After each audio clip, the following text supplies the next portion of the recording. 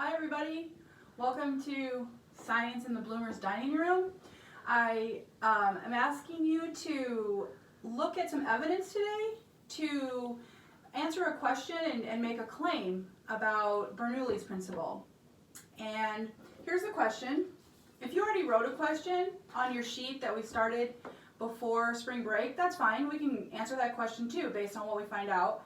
But the question I in particular would like you to focus on today is, how does the inverse relationship between speed and pressure of liquids work? Bernoulli's principle. How does the inverse relationship between speed and pressure work? So if you haven't written that question down, if you would go ahead and do that, that would be helpful, because that's the question we're going to make a claim about. But we can't make a claim until we have some evidence to go from. So the first thing I'd like you to do is take down some notes on your observations about the evidence. So here we go. We're going to start with Exhibit A. So Exhibit A is going to be one piece of paper that I hold underneath my lip. And we did this in class, so you probably know what's going to happen, but I'm going to do it anyway so you can see. And what I'd like for you to write down for Exhibit A is what you observe happening with the paper. Here we go. I'm going to do it again. So when you write your evidence, not only write down how the paper moved, but what direction it moved. So here we go, one more time.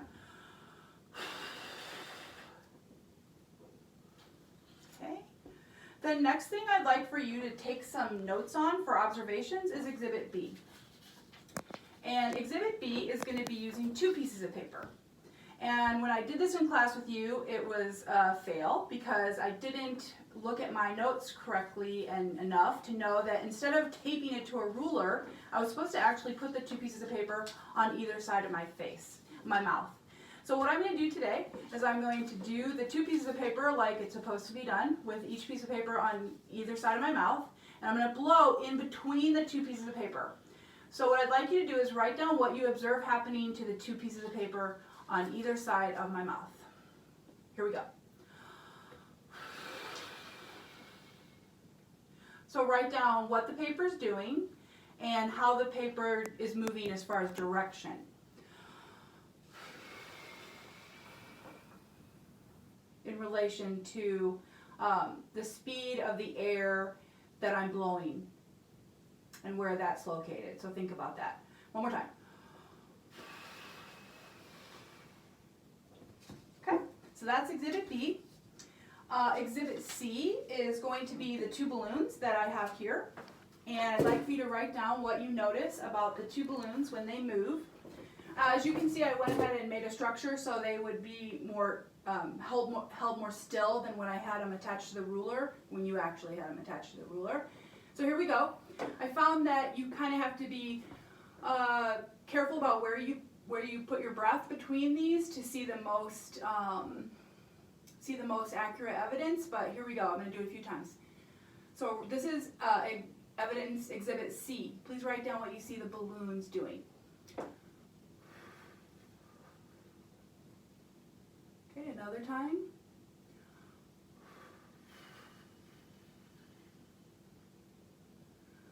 Okay, my camera lady, my daughter, is very perplexed by what happened there.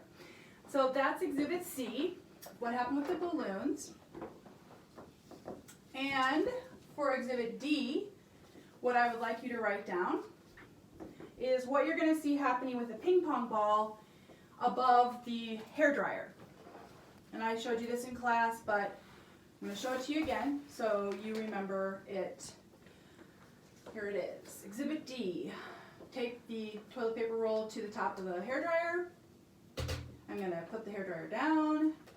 So you can see with more practice and thought, I was able to execute these demonstrations better than the first time I showed you. Here we go.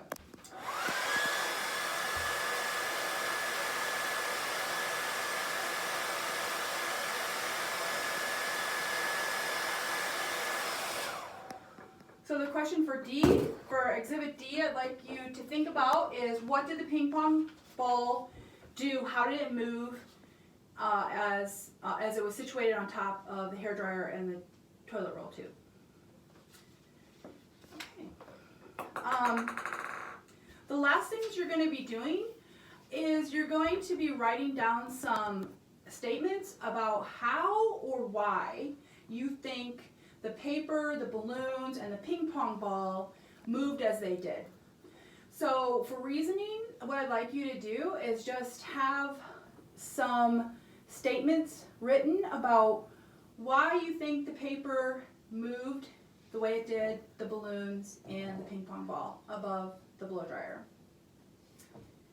You don't have to do that right now, just so you know what the reasoning part is. But I want to show you a couple more things before we stop the video for today. And these are the critiques to a rebuttal. So the reason I want to do this first is because when I showed you these demos the first time, I set them up wrong. So I kind of wanted to show them to you again, just so that if you were thinking, well, when she had the two pieces of paper taped to the ruler and she blew in between them, they didn't really do anything. They didn't move much at all. So what I thought you could do is, if someone said, well, what about when you have two papers taped to a ruler? They're not exhibiting the same actions that you saw with the two pieces of paper on either side of the face, on the mouth. Why is that? And then I was also wondering if you could do a critique of the rebuttal where someone would say, well, if I hold these two balloons on a ruler, strung to a ruler, like I know some people were able to get set up in class, and I blow in between them,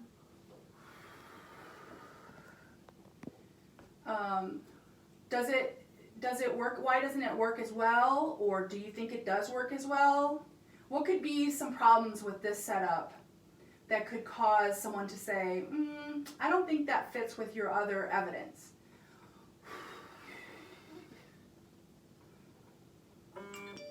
So everybody, those are the things I'd like for you to think about. And once we've gathered our evidence and done our reasoning, the last thing you're going to do is you're going to make a claim.